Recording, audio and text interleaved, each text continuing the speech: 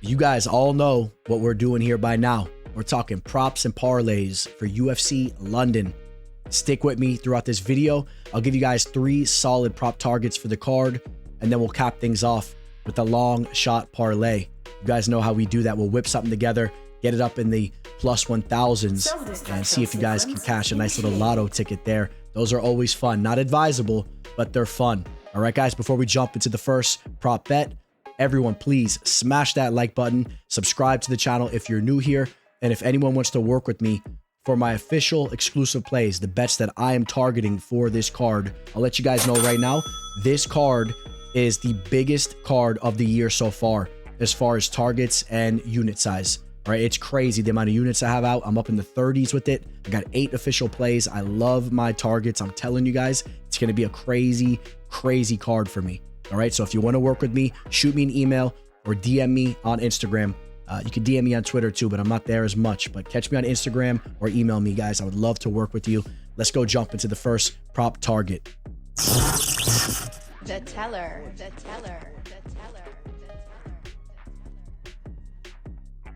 The first fight I want to talk about is the heavyweight matchup between Marcin Tybura and Mick Parkin. I want to dive into Tybura here for a second. You know, when things don't go well for him, they typically go pretty damn bad. You take a look at the 9 losses, 6 of them come by way of finish, 5 of them come by way of KO. And I know as of recently, we don't see him getting knocked out as much, right? You got to go back to 2023 when he was knocked out by the current baddest man on the planet, Tom Aspinall. We need to see him matched up with Jones. Maybe some of you guys disagree with me there, but I think Aspinall is him. All right, but a teammate of Mick Parkin's, Tom Aspinall, gets the knockout in just a minute and 13 seconds. But then if you guys remember back in the day, there were a lot of questionable losses that Tybura took. The Shamil Abdurakhimov KO loss, that was a suspect one. Augusto Sakai knocked him out in the first round. That was not a good look. It took under a minute to get that done. The Derek Lewis KO loss, although Lewis is the KO king. If you guys remember that fight, man, it was very frustrating. Tybura had him down, was controlling him, kept letting him get back up, and then eventually he gets KO'd there in the 3rd round. Not that that isn't something that Lewis has done to a lot of people. But you know, the Sakai and Abdurakhimov KO losses remind me of the fact that Tybura is a suspect there at times, and now he's creeping up on being 40 years old. And when you look at Parkin, although he hasn't fully put it together thus far since joining the UFC, he's not consistently getting the KO victories, even though he still keeps getting his hand raised. He is coming into this fight off his first ever UFC KO, where he knocked out Lucas Brzeski in the 1st round. All right, I think he's going to start to get more confidence with his hands now going into this fight. Before he joined the UFC, that's all he was doing, was going out there and smashing dudes left and right. I know it was lower level competition, but he was going in there finishing everybody via strikes within the 1st or 2nd rounds. All right, leading up to that 1st round submission victory over Eduardo Neves. I'm not sure if he's going to go out there and be able to sub a fighter like Tybura, but is it really out of the realm after what we just saw from Tybura in his 2nd most recent fight, where he just dove in on Spivak and got caught in an armbar? All right, I mean, is it out of the realm? No, I don't think it is. All right, and if you know where I'm going with this, overall, I just expect to see a finish in this fight, even though I'm leaning towards Parkin getting the finish. Tybura, when you look at some of the success that he's had, he's also been finishing fights. All right, so maybe he brings Parkin to a place that he's never been before. We've seen Parkin go through some slight adversity in some of those fights. When you think about like the Usman fight, where he's trading back and forth, it's not like he's untouchable. Maybe Tybura can get on top of him and put him in a spot that he's never been before. Maybe he rains down some ground and pound, or he pulls off a savvy sub. But at the end of the day, I like this fight to end inside the distance. Okay, that's what I like there. And if you want to go for some solid plus odds, you go for the under 2.5 rounds, which you can get right now on BetUS at plus 134. You can get some plus action there. I think that's a potential solid target on the card. Now, guys, before we jump into the next target that I want to talk about, I just want to say we are powered by BetUS TV. They're a great follow on X. If you guys want to go check them out there, all types of great sports content. And let's go jump into the second target here. Now, I think some of you guys know where I'm going with this. We got Jordan Vucenic taking on Chris Duncan. This is a European clash. Now, Duncan worked his way quickly into the Bellator scene before making it to the UFC, whereas Vucenic carved a name out for himself over in Cage Warriors. He's been in there with some of the best over there, like Paul Hughes. But when I think of Duncan, man, I really feel this is a fighter that pulls off magic at times. Like, you think about his last bout against Balaji Oki, I give him credit for pulling off that guillotine choke, but you saw right off the rip, for as long as that fight lasted, that he was getting outstruck.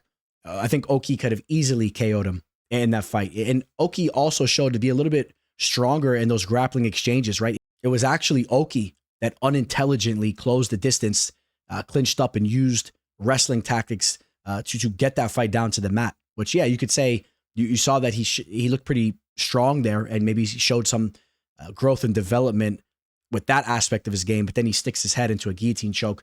I just feel that Duncan was very lucky because if Oki would have just fought that fight intelligently, he would have just created space and would have continued to tee off on Duncan, and he would have knocked him out. All right, you think about the Charlie Campbell fight. That was a fight that he was out on his feet. That was one of the craziest comeback KOs that we've ever seen.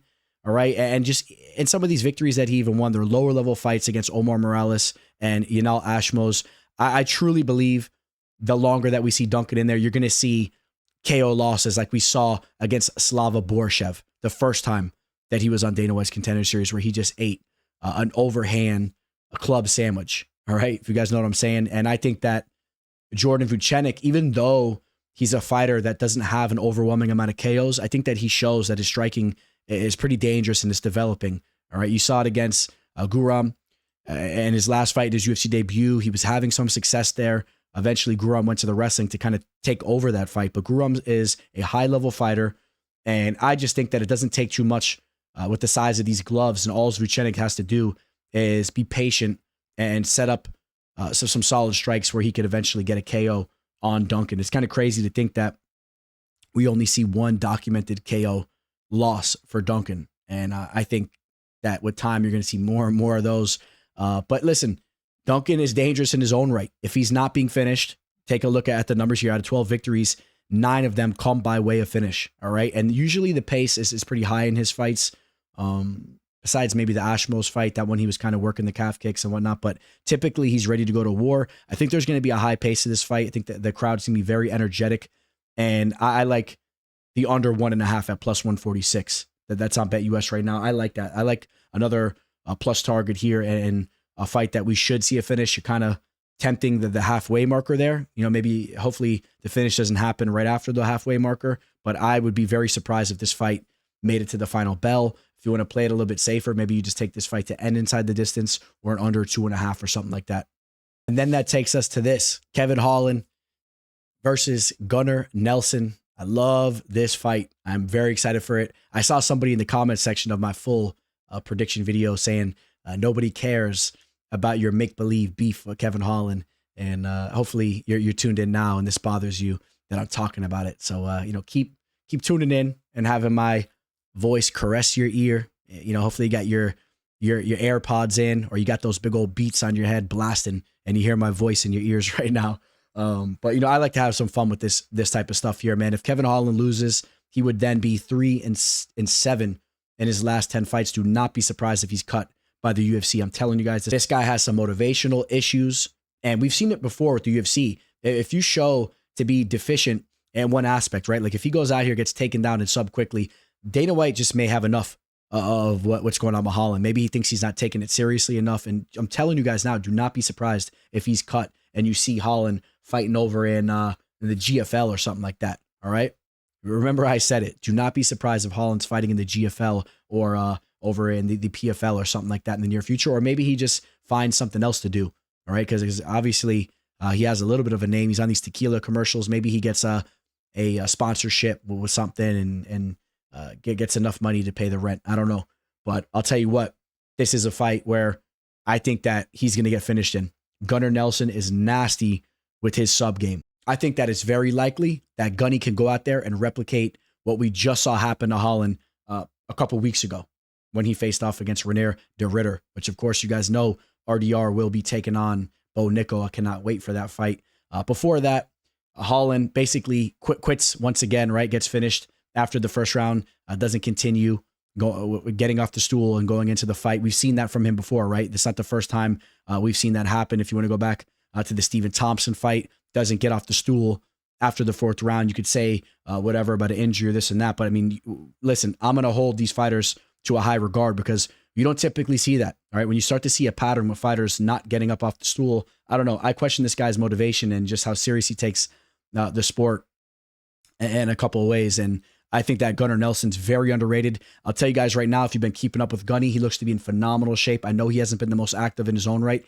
Look at the shape that he's coming into this fight in. Okay, he can also strike. All right, he is one of the first fighters that we've seen in the UFC that were implementing that karate type kickboxing style, which of course we've seen Conor McGregor start to do that, which Conor learned that, I think, from Gunny, really. I know they used to train together back in the day, kind of was learning that from Gunny. Stephen Thompson comes in. You see MVP doing that now. Back in the day, there weren't that many fighters that had that style. Gunny was one of those guys, light on his feet. He could definitely implement certain tactics that Thompson did to Kevin Holland back in that fight where he got the stoppage, a 39-year-old Stephen Thompson. All right, you may say Gunner's not that active, but still just 36, looks to be in phenomenal shape. I think that Nelson can easily get him out of there. And if you want to play devil's advocate, Holland is also dangerous. All right, we've seen him knock out fighters like Joaquin Buckley back in the day. If you get landed on with at the end of his reach, if he's fully extended and he tags you, he could definitely knock you out.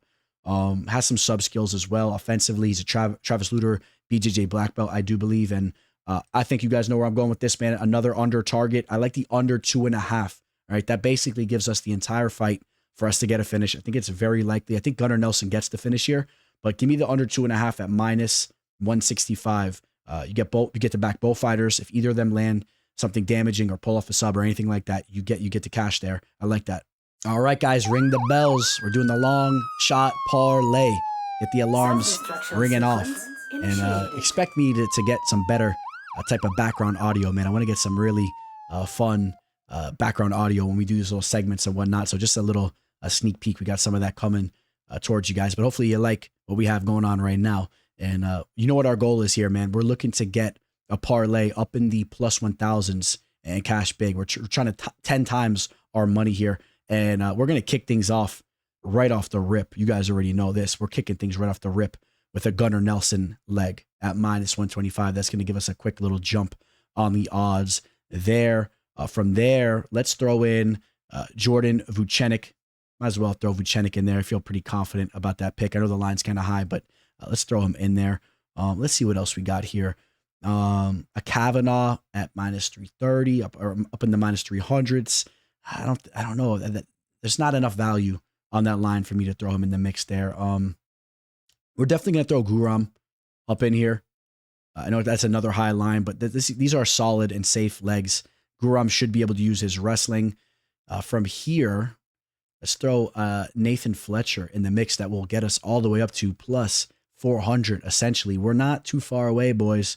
What are we looking at? Should we throw Parkin up in here? We were just talking about Parkin earlier, potentially landing that KO. We're throwing Parkin up in the mix. It's at plus 813. If you guys want to play it safe, maybe you just call it quits right here. You throw a little 5-teamer together, you get that at plus 813. But for those of you dirty dogs out there that want to get this up into the plus 1,000s, let's throw, I'm going to throw over here. Let's throw Morgan Sherriar, who his line has really dipped down, right? He was right around a minus 175, minus 180. It came down to minus 150. That's going to bump you up to a plus 1,422. You throw $100, you put $1,422 roughly, depending on what lines you're getting. It's going to be right around a plus 1,400 though. All right. So we surpassed the plus 1,000 mark with this one, boys. Let's see if it cashes. If it cashes, you guys better be up in the comment section. Let me know. If it misses, you guys can get in there and let me hear it as well. But let me know if you're tailing me on this 6-teamer. All right, a 6-teamer, boys.